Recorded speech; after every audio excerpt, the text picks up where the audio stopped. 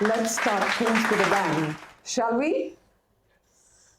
Learning to embrace change is like crafting a masterpiece from life's unexpected ingredients. Trust me, I've had my fair share of surprises. I am a proud daughter of a soldier. I say Jai Hind at that. And let me tell you, that may not be your typical recipe for a stable childhood. Changing schools? Well, I've lost count after 15 times. Sometimes my father would be stationed in places where there would be no schools. There would be tin roofs, and the schools would be from class 5th up to class 5th, up to class 8th, and lo and behold, just as you start making friends, my father would get posted out. So, you're in a new location. Yeah. But then, you know what? These early experiences gave me something invaluable. A crash course in life. A PhD in adaptability. A PhD in relationship management at a very, very young age. Now, remember,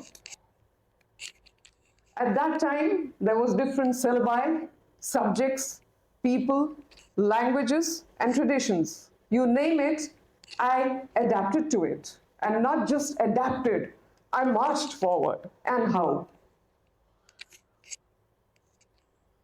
Now, let's move a little fast forward, shall we?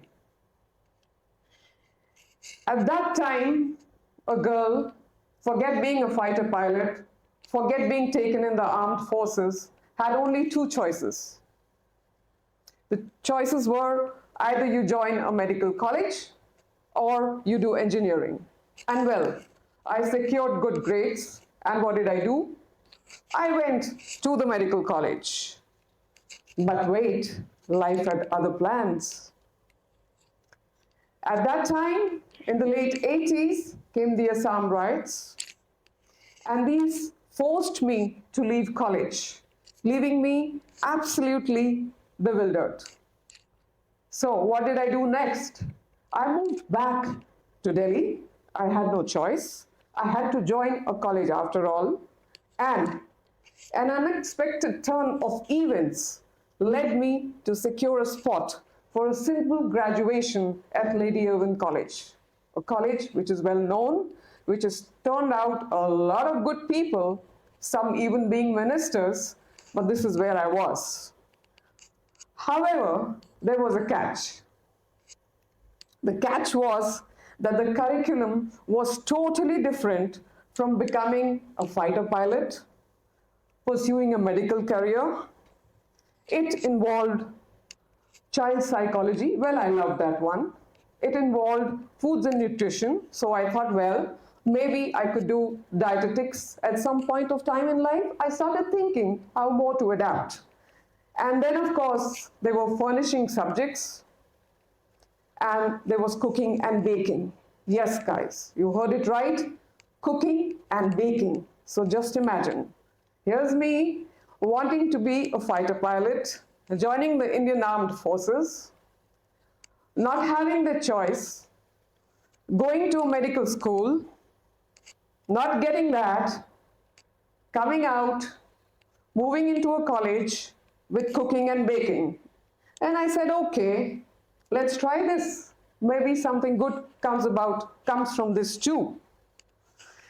And then, my friends, came the life-altering moment. Just when I thought I had signed up for a course titled How to Excel in Domestic Arts 101, then came the day I had to make Gulab Jamun in class. Trust me, it changed my life. The Gulab Jamun moment is something I want to share with all of you.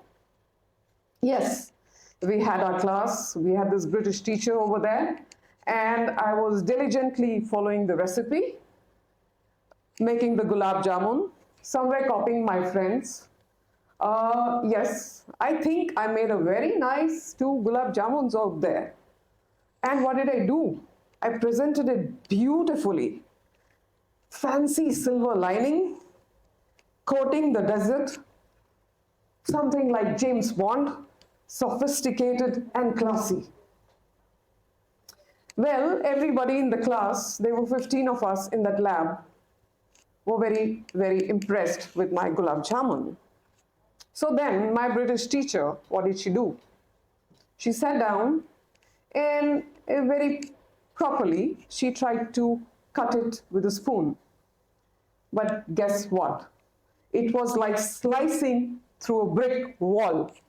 Literally slicing through a brick wall. My Gulab Jamun turned out to be absolutely indestructible. So what did she do? She upgraded.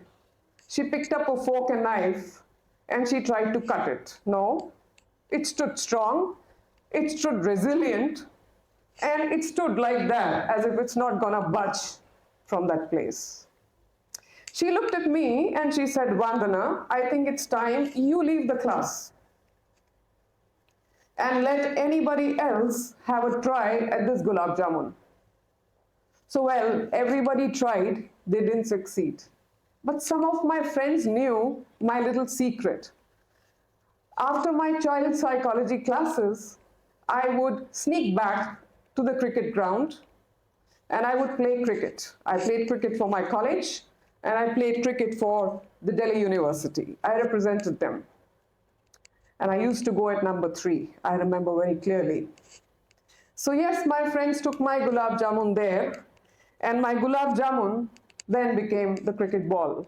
And they loved batting with it. Till, of course, at the end, it did break. But it took a long, long, long time.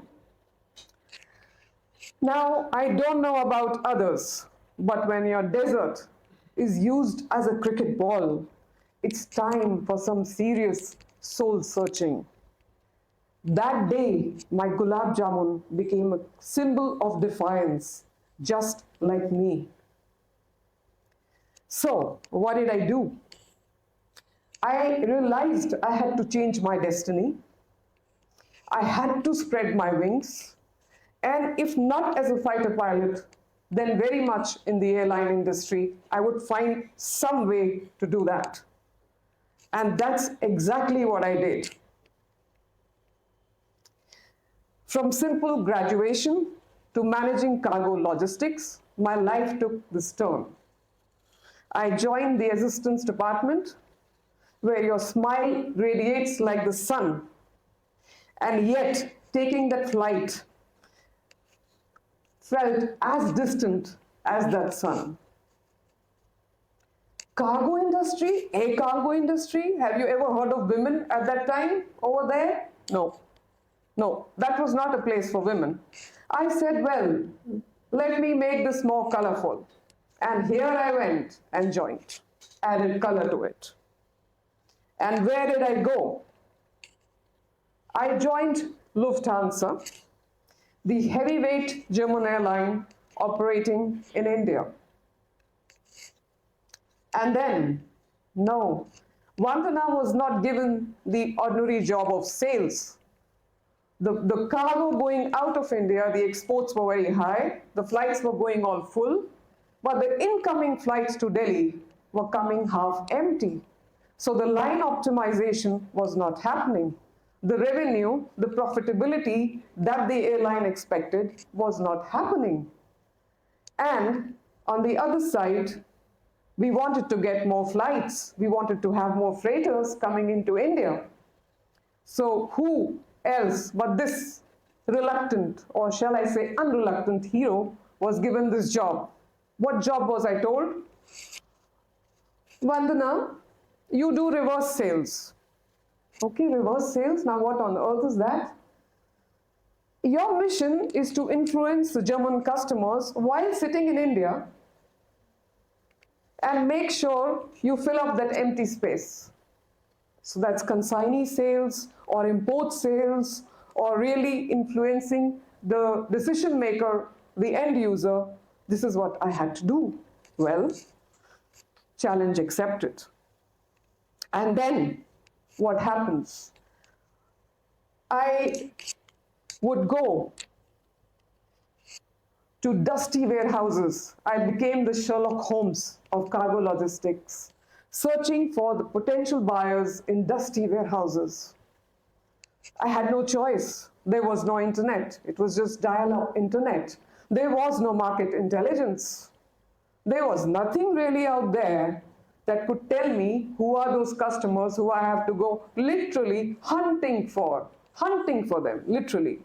So I would sneak into the cargo import customs warehouse, and I would say, and yes, you are not allowed to go with anything except your IDs.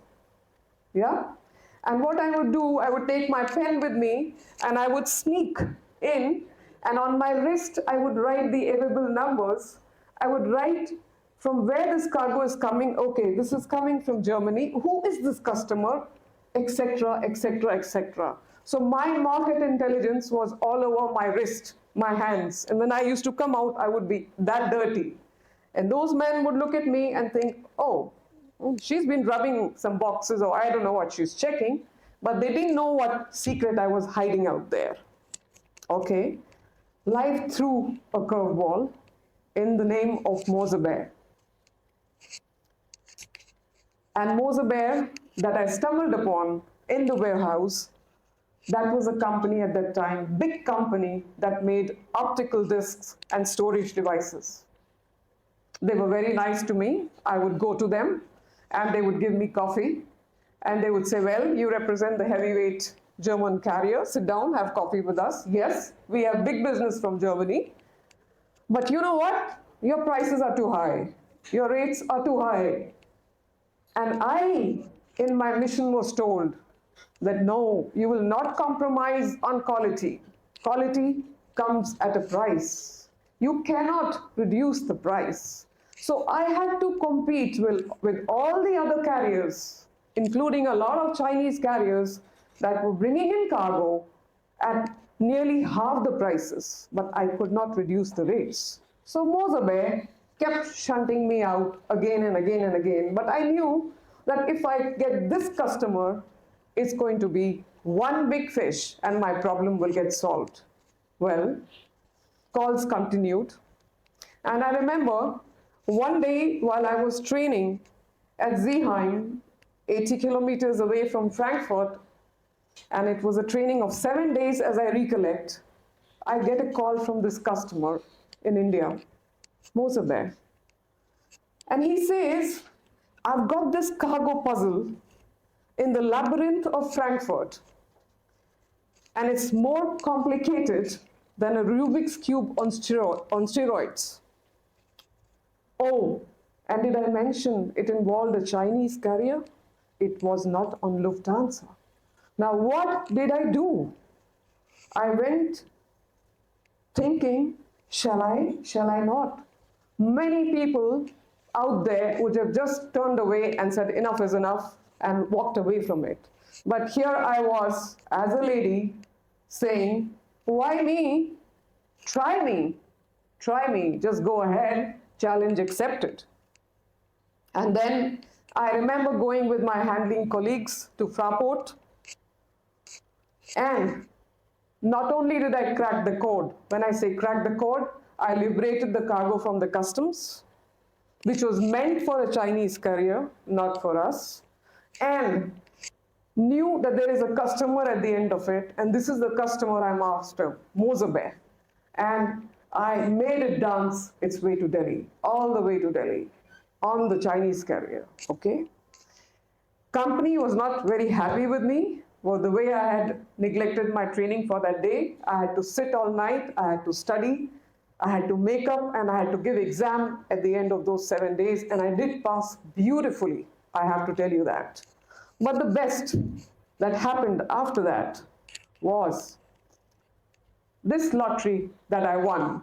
I returned to India with a jaw-dropping 10,000 tons rewarded as a business from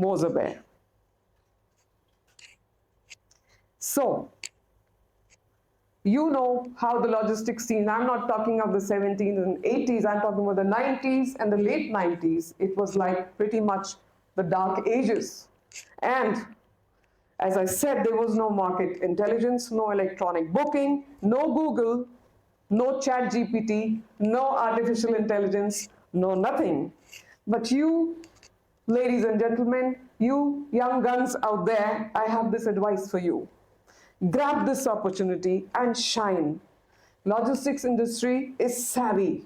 Everything is available at your beck and call. Challenge yourself. Remember, you will win if you're a fighter and a warrior. There is only one path, and that path is to victory.